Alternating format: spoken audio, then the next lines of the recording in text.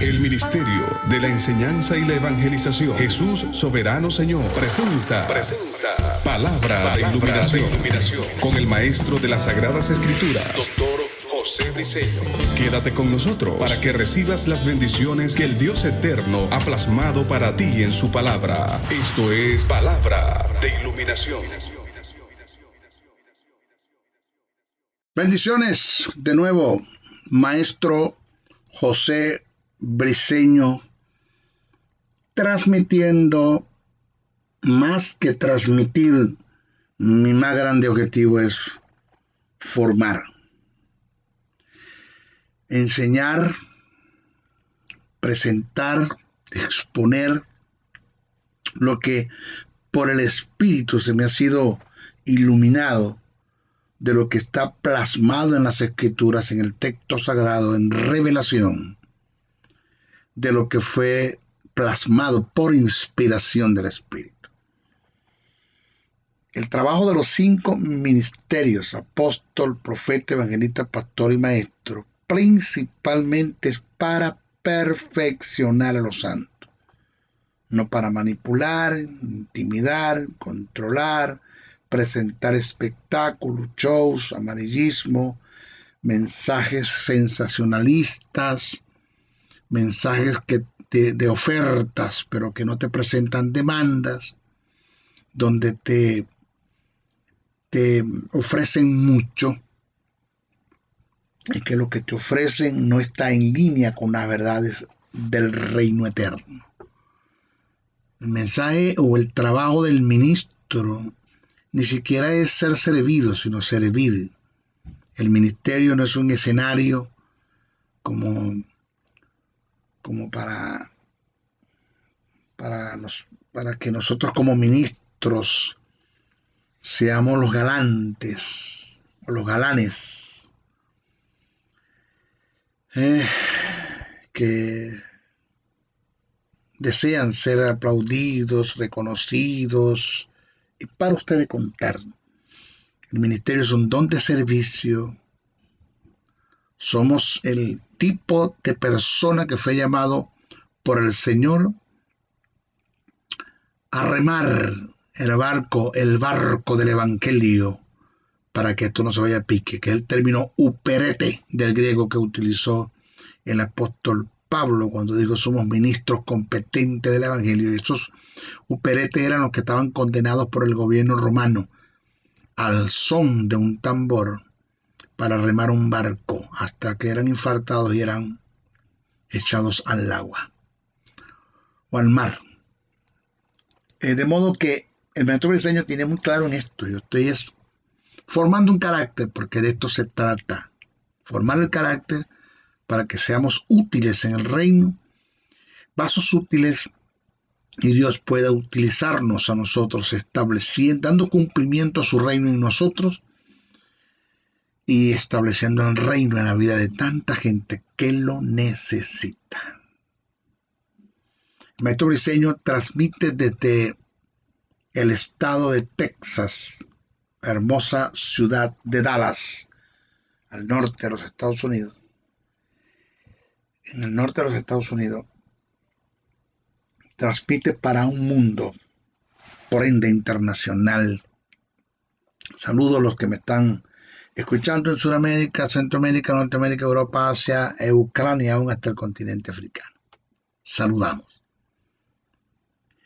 Este es nuestro estudio número 8 en relación a la cristología. Estamos hablando, dando a conocer, descubriendo las verdades del reino, verdades verdaderas, verdad absoluta que están en el texto sagrado en relación al pensamiento de Dios, que tienen mucho que ver con la persona más importante del mundo, del universo, de la existencia, de lo divino, lo humano, que se llama la persona de Jesucristo, el Cristo resucitado. Ese que está sentado a la diestra del Padre con todo poder, dominio, autoridad y fuerza y señorío, y que ha de venir a juzgar a los vivos y a los muertos.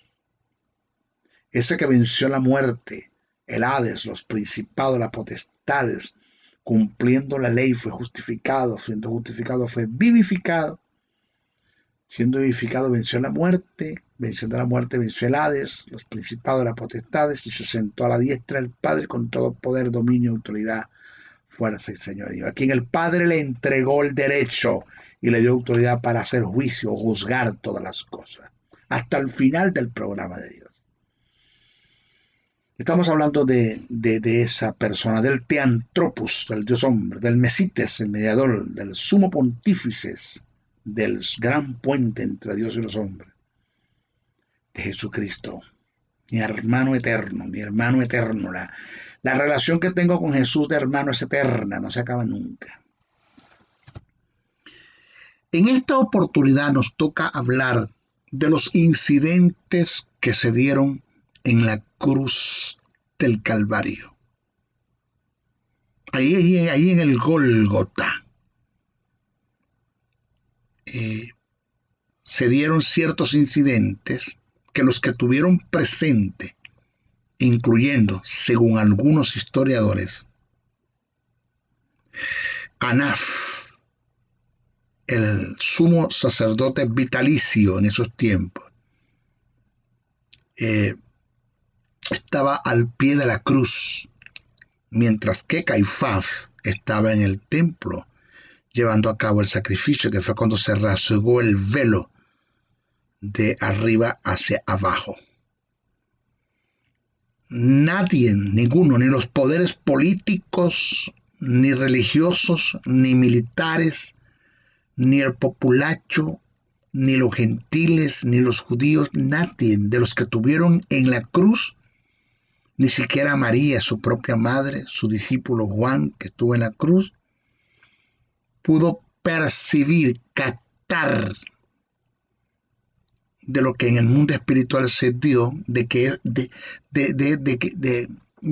incidentes que se dieron en la cruz del Calvario, en el mundo espiritual, pero que dichos incidentes se le fueron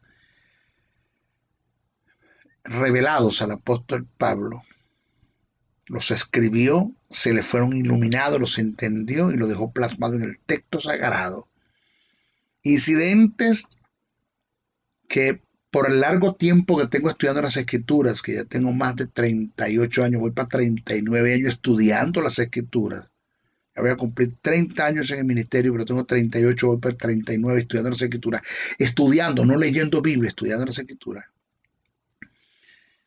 Y viendo la grandeza de esto que sucedió en la cruz del Calvario. Y al ver el mensaje, o el tipo de mensaje que tienen muchos ministros en nuestras congregaciones, que sí son ministros, no los niego. Algunos no serán, pero que la mayoría son.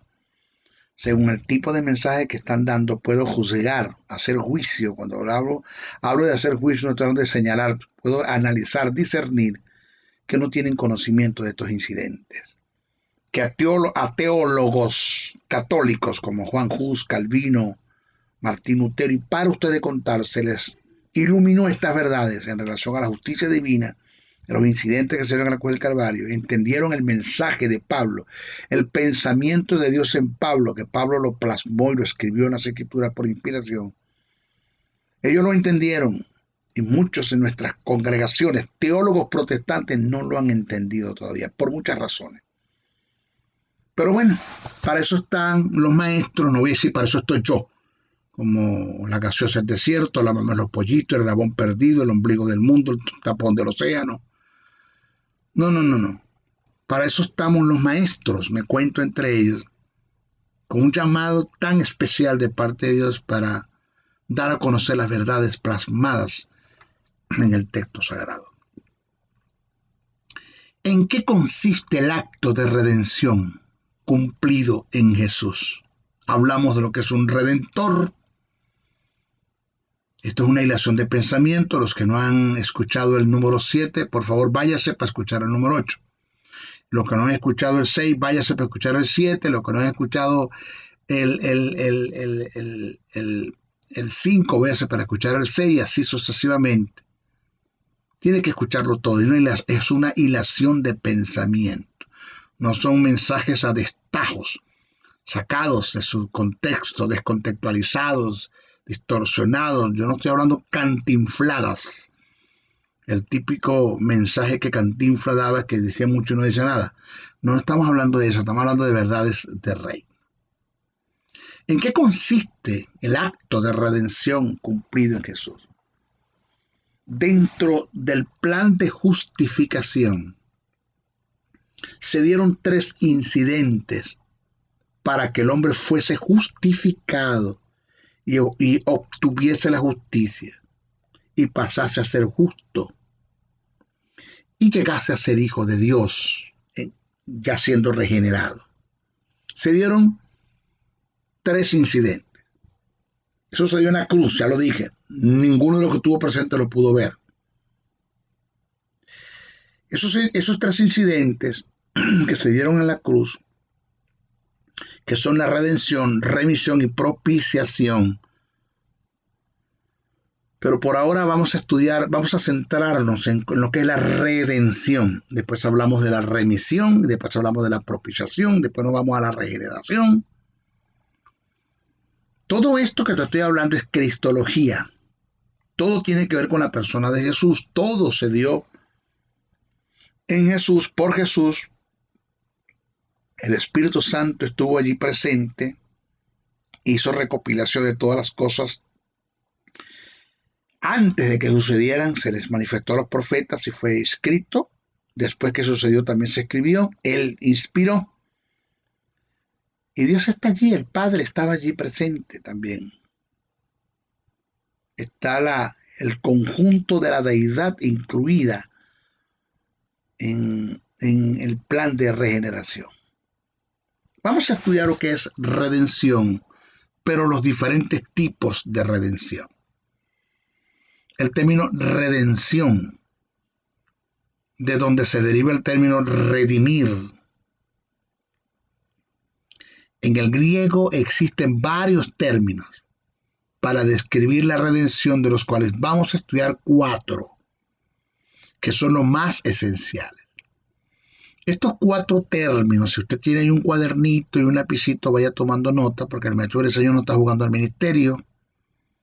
Yo no estoy perdiendo tiempo, creo que estoy sembrando una semilla en tierra abonada, germinada. Dice la palabra que nosotros somos labranza de Dios. La palabra labranza ahí significa una tierra surcada, abonada y preparada para recibir la semilla, para que dé fruto. Eso es lo que dice el texto, cuando dice que somos labranza de Dios. Estoy hablando de la disposición que un creyente debe tener para estudiar las Escrituras, para estudiarla, no leerla, estudiarla. De modo que usted es labranza, cumpla ese principio, agarre la semilla, digiérala, ingiérala y digiérala, que dé fruto, que usted pueda tener un carácter formado en los pensamientos del reino, que usted sea útil para que Dios lo use en el establecimiento de su reino aquí en la tierra, y de eso usted pueda recibir galardones cuando usted vaya al cielo, que sea juzgado por Jesús. Vamos a estudiar los más esenciales, que son agoraxo, hexagoraxo, lutros y apulutrosis. Pero cabe destacar y dejar en claro que en la cruz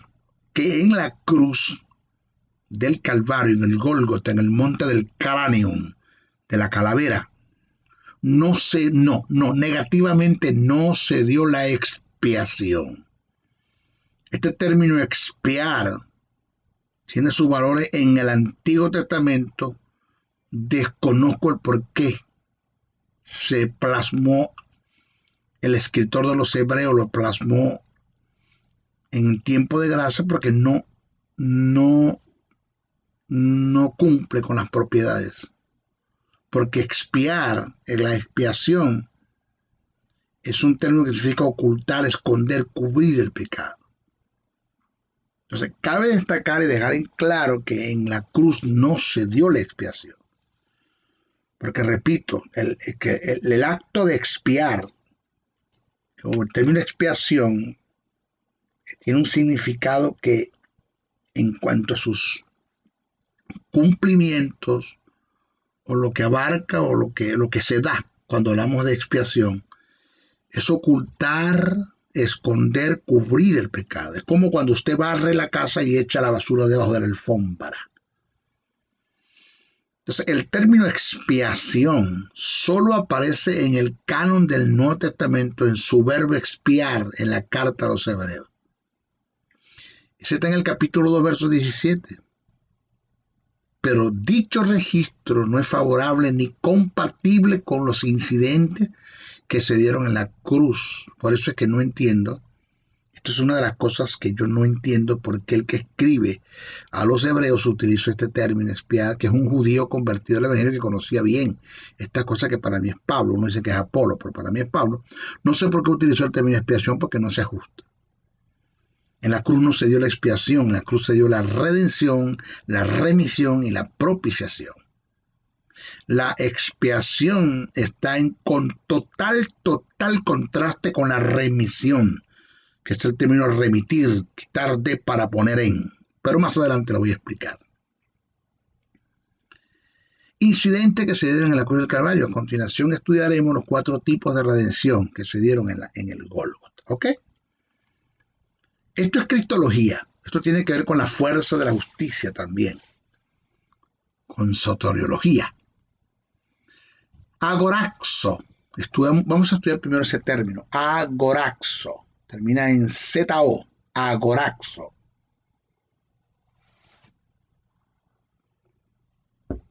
De donde se deriva el término redimir. En el griego existen varios términos para describir la redención, de los cuales vamos a estudiar 4, que son los más esenciales.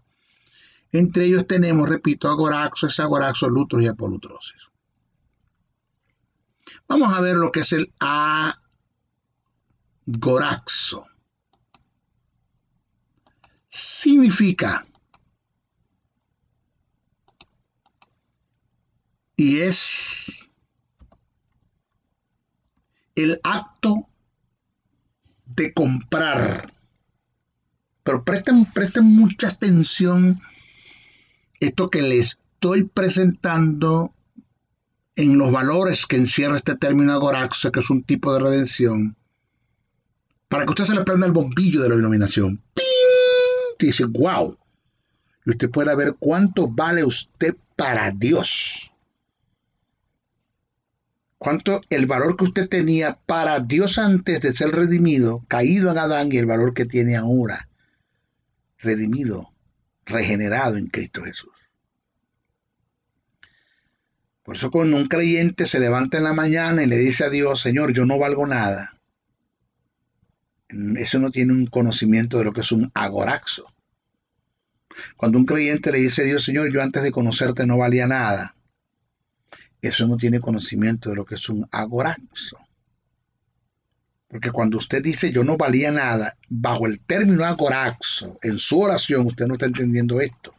Usted está cometiendo en su oración herejía, negando una verdad y hasta cierto punto está entrando en una blasfemia. Y cuidado con eso. Cuidado. Usted está negando las verdades del reino. Usted no está orando según el pensamiento de Dios. Porque el término agoraxo dice todo lo contrario en sus valores. Todo lo contrario a lo que usted está expresando en su oración. Oiga bien. Agoraxo significa y es el acto de comprar, pero no se trata de una simple compra. Es comprar con mucho valor lo que para otros está totalmente desvalorizado. Es decir, es cuando se paga un alto precio por lo que aparenta no tener valor. Según Primera Carta a Corintios 6:20, Primera Carta a Corintios 7:23 y Apocalipsis capítulo 5, verso 9. Te lo voy a explicar en algo que es muy vivo. Es mi experiencia. Yo fui un niño abandonado por mi madre y por mi padre a los 5 años. Mi padre de paso nunca me abandonó, es que nunca me vio, mi madre sí.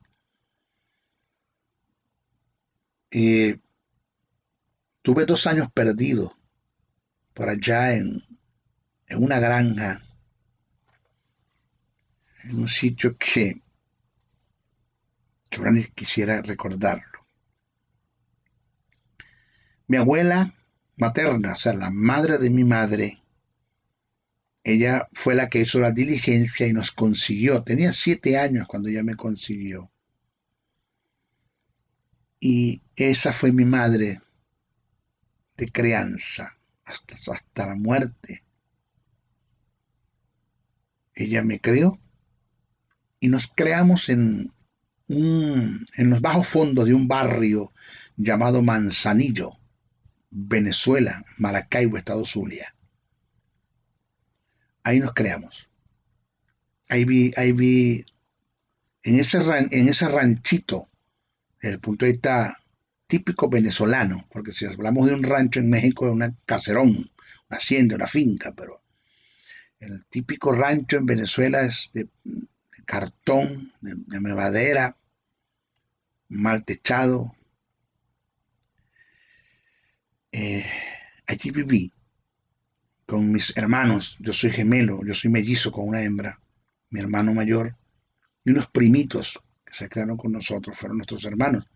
Éramos 13 niños y vivíamos en una sola casa con una anciana y dormíamos todos en una sola cama. Yo vengo de una familia muy acomodada. Nos acomodábamos todos en una sola cama. Ahí pasé mi niñez, mis hambres, mi desnudez, mis llantos, mis lloros, mis temores, mis decepciones, mis desilusiones en esa casa. Siempre paso por el frente de esa casa, en veces cuando paso por allí me quedo mirando y tengo la idea de comprarla. Un día andaba yo con un amigo, y perdone usted lo largo de esta historia, pero es que te la tengo que dar para que puedas entender lo que es agoraxo. Me bajé, andaba con un amigo y vi la casa, pues ya no sé, el ranchito es de material, de bloque. Me bajé, toqué el portón y salió un caballero, el dueño de la casa, y solo le dije, ¿la vende? Me dijo, no, pero si la quieres comprar, te la vendo. Y le pregunté por cuánto, y me dio un precio exorbitante.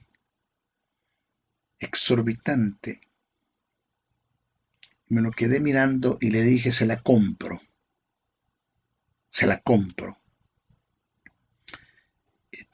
Mi hermano en Cristo que andaba conmigo, me tomó de la mano, del brazo, me apartó y se me quedó mirando y me dijo, tú tienes problema de mente, eres loco, perdone, maestro, pero mi respeto, pero usted va a dar tanto dinero por una casa que no vale. Esa casa no vale lo que le está pidiendo ese hombre. Con ese dinero usted compra 3 casas de esas. Eso no vale eso. Y me lo quedé mirando y le dije, para ti no vale, pero para mí significa mucho, vale demasiado. Eso es agoraxo. Cuando tú das un precio para comprar lo que para otros no tiene valor, pero que para ti vale demasiado, que para ti vale mucho. Ahí está mi niñez, mi desnudez, mis hambres, mis llantos, mis dolores, mis decepciones, disoluciones, para ustedes contar, mis temores. Y le dije, la compro. Mi objetivo es que al regresar a Venezuela, voy a comprar la casa. Para mi hermano que estaba conmigo no valía nada, pero para mí vale. Eso es agoraxo. Cuando Dios dio un precio muy alto, enviando a su único hijo, su unigénito, no tenía más. Ni siquiera escogió entre todos, uno tenía. No mandó un ángel todo chareto y todo torcido, mandó su único hijo, no escatimó, dice el texto. La palabra escatimar es poner en balanza, ¿valdrá la pena o no? La palabra escatimar es ponerse a analizar si vale o no vale la pena. Nos lo envió. ¿Por qué? Porque para Dios, el hombre en el huerto del Edén fue una moneda perdida, no una moneda devaluada. Eso usted nunca se le olvide. Usted en el huerto del Edén fue una moneda perdida, no una moneda devaluada en Adán. El hombre nunca perdió valor para Dios. Fue hecho a su imagen y semejanza. Por eso es que cuando usted le dice a Dios, antes de conocerte no valía nada, pues la respuesta de Dios es, ¿y si no valías nada porque yo mandé a morir a mi hijo? ¿Tú crees que yo voy a mandar a morir a un ser que tanto vale para mí, que es mi hijo, por algo que no vale nada? Si no vale, entonces es cuando pienso, ¿no?, que si valíamos antes de ser regenerados, caídos en Adán, si valíamos para Dios, ¿cuánto más ahora que somos sus hijos? Tenemos su justicia, tenemos vida, tenemos el Espíritu, estamos sentados a la diestra del Padre. ¿Cuánto más ahora? Por eso es que esto de agoraxo, el mundo secularmente no lo ha entendido. El ser humano ha perdido valores. Y el ser humano no ve al humano, a su semejante, con los valores que Dios los ve. Ahorita vale más el dinero que el hombre, que el ser humano.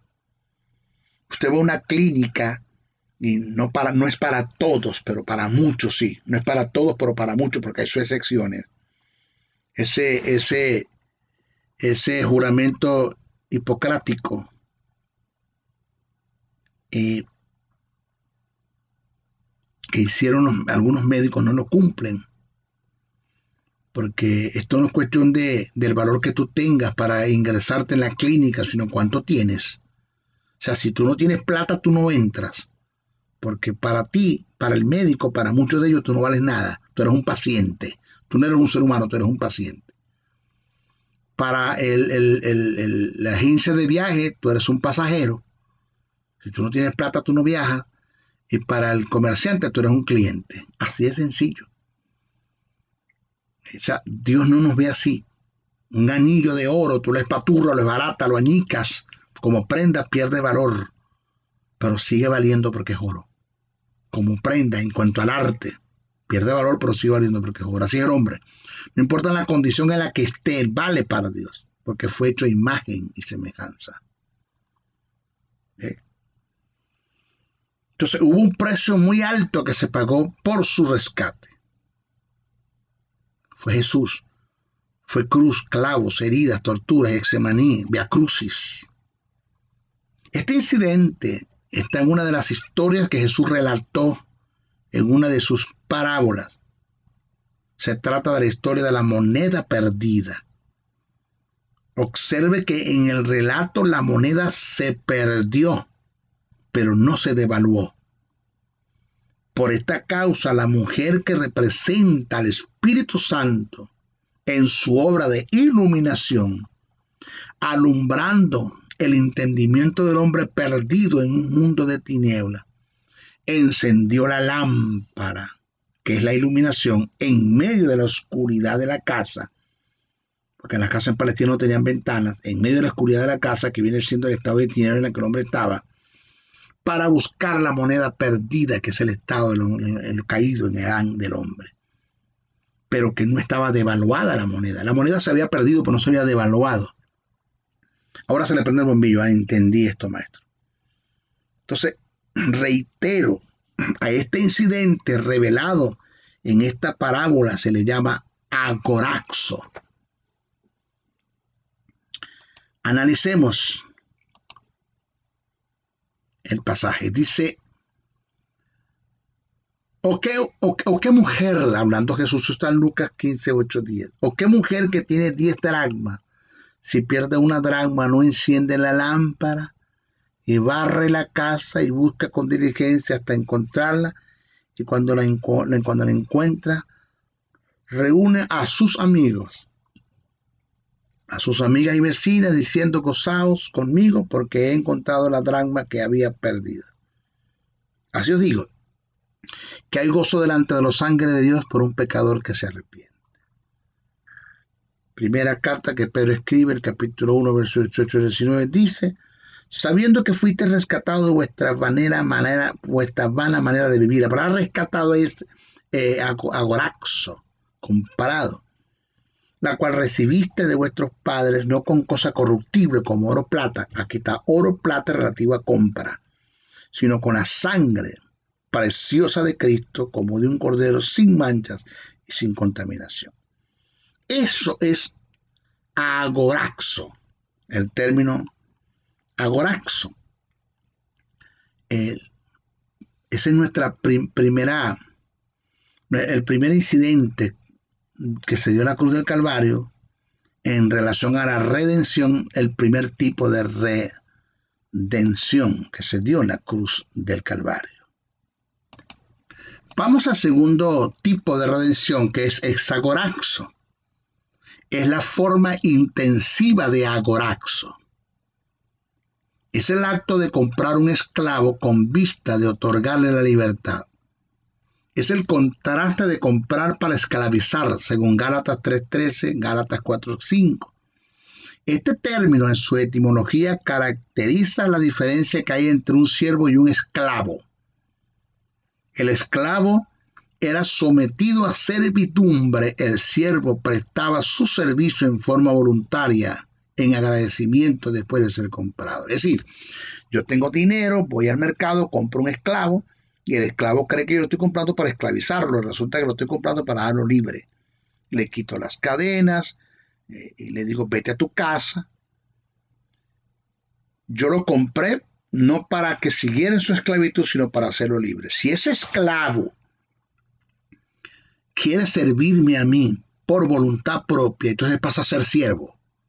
Es la diferencia, porque un esclavo era sometido al servicio, el siervo era el que prestaba su servicio en agradecimiento. Entonces, el acto de exagoraxo es un tipo de redención para comprar al esclavo y librarlo de su esclavitud. O sea, si el esclavo, una vez siendo libre, quisiera servir voluntariamente a quien no compró, pasaría a ser siervo. Por eso es que hay una persona que me lo conseguí en un hotel. Y cuando le di la mano en el lobre, digo: siervo. Me dijo: no me llames siervo, yo soy apóstol. Así me dijo. Yo dije: perdón. No entiendo por qué el apóstol Pablo primero coloca el servicio que el apostolado. En 3 de sus cartas lo conseguí. Pablo, siervo de Jesucristo, llamado a ser apóstol. Primero coloca el servicio que el apostolado, el privilegio de ser un siervo, de servir. Cuando Jesús dijo: ya no lo llamaré más siervo, sino lo llamaré amigo. Eso tiene su significado allí, pero Jesús no está descalificando de que seamos siervos, de que entendamos que el servir es mucho más grande que el ser servido. Jesús dijo: yo no vine para, yo puedo estar sentado porque ustedes me sirvan, puedo dar ese lujo, pero yo vine fue para servirles a ustedes. Porque mayor es el que sirve que el que sirve. Entonces, el que no entiende esto, señores, se le fue el ministerio de la cabeza. Hizo del ministerio una etiqueta ministerial. Pablo en Romanos 6, 17 y 18 dice: pero gracias a Dios que aunque erais esclavo del pecado, habéis obedecido de corazón aquella forma de doctrina de la cual fuisteis entregado, y libertados del pecado, porque estaba en esclavitud, venisteis a ser siervo de la justicia. Dejaste de ser esclavo del pecado, ahora pasas a ser siervo de Jesús. Le sirves por voluntad. Dios no te manipula, te intimida, te controla, te amedranta, ni te intimida, nada por el estilo. Un mensaje terrorista que si tú no me sirves te quito a tu mamá, a tu papá, a la suegra, al suegro, a tus bienes, a tus hijos. Dios no hace eso. Dios te expone su palabra, tú decides si la tomas o la dejas. El término esclavo del griego es doulos, mientras que el término siervo es diácono, que originalmente en su etimología es el término más inferior en la escala de la servidumbre, el doulos, donde se caracteriza aquel que es sometido al servicio. Este término con el tiempo perdió sus propiedades en el uso, hasta el punto que los apóstoles en sus escritos lo usaron intercambiablemente para hacer referencia tanto al esclavo como al siervo, pero en su original no fue así. Etimológicamente no fue así. ¿Por qué usaron estos términos intercambiablemente? No lo sabemos. Teológicamente no lo sé, pero no se ajusta desde el punto de vista etimológico. ¿Okay? El otro tipo de redención es lutros, que indica pagar un precio por un rescate. Es el acto de pagar un secuestro, según Tito 2.14, Primera de Pedro 1.18. Dios pagó un precio para rescatar al hombre de la condición enajenada en la que estaba, de la cual él solo no podía salir de allí. Y tienes el término apolutrosis, que es otro tipo de redención, que es el cuarto. Te lo explico. Fíjese lo que es apolutrosis. Puesto que el creyente es el sujeto de la gracia redentora de Dios, su redención consiste en mucho más que la liberación de la condenación. Y este tipo de redención es la forma intensiva de lutros. Este término encierra la redención del hombre en forma integral, asegurando nuestra liberación, según Hebreos 9, el verso 11 al 12. El término apolutrosis, o este término redención bajo el término apolutrosis, nos garantiza la absolución absoluta y definitiva del estado de pecado que nos condenaba y que estaba erradicado en el espíritu. Esto indica que nada de lo que el creyente haga puede menguar ni aumentar la justicia divina que se dio por gracia y la obtuvimos por fe. Segundo, nos garantiza, según nuestra disposición, la liberación de los hábitos y vicios de pecado que están erradicados en el alma. Según nuestra disposición, esto no es algo automático, porque la justicia en el espíritu es instantánea, en el alma, la santidad en el espíritu en el alma es progresiva. O sea, la santidad en el espíritu es un suceso, la santidad en el alma es un proceso. Tercero, nos garantiza la liberación del estado de humillación en la que se encuentran nuestros cuerpos mortales, por la resurrección o transformación en su venida, según Efesios 4:30. Se cabe aclarar en la relación a la redención del cuerpo que la transformación de los que estén vivos cuando Cristo venga no depende del estado de santidad en la que el hombre se encuentra. Depende de la adopción que Dios Padre hizo por gracia en su justicia, en su justificación. Y en esto están las fuerzas de la redención bajo el término apolutrosis. Nuestra próxima clase vamos a estudiar a Cristo como el vicario, como el mediador, para poder entender mejor esto, lo que es redención. ¿Ok? Se despide el maestro José Briceño sin antes pedirle: 1, no dejen de orar por mí. Oren todo lo que puedan. 2, no dejen de compartir este mensaje.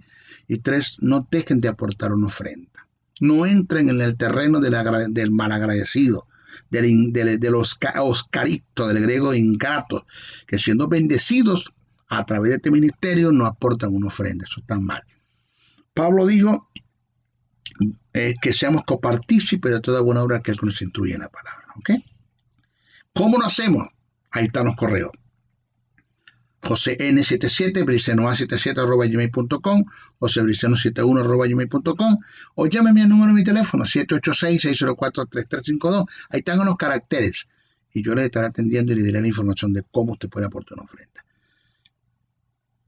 Se despide el maestro Briceño. Hasta nuestra próxima oportunidad. Bendiciones, bendiciones, bendiciones. El Ministerio de la Enseñanza y la Evangelización, Jesús Soberano Señor, presentó Palabra de Iluminación. Te invitamos a un nuevo espacio de corte similar por nuestros diferentes medios de comunicación. Contáctanos en los Estados Unidos al WhatsApp +01-786-604-3352 y a los correos josén77, bricenoa77@gmail.com y a maestrojosebriceno.blogspot.com. Bendiciones.